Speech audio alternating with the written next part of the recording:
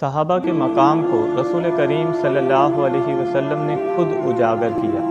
आप जानते हैं सहाबा को ये मकाम क्यों मिला?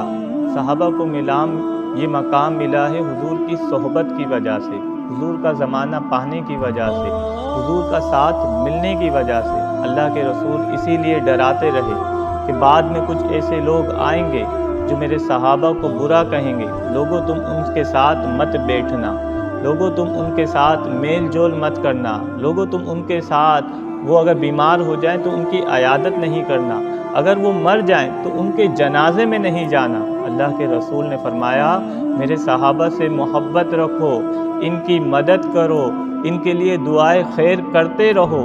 जो मेरे सहाबा से मोहब्बत रखेगा, दुआए खैर करेगा और इनके लिए जो है आगे बढ़कर इनका हाथ थाम लेगा, वो जन्नत में कल सहाबा के साथ होगा।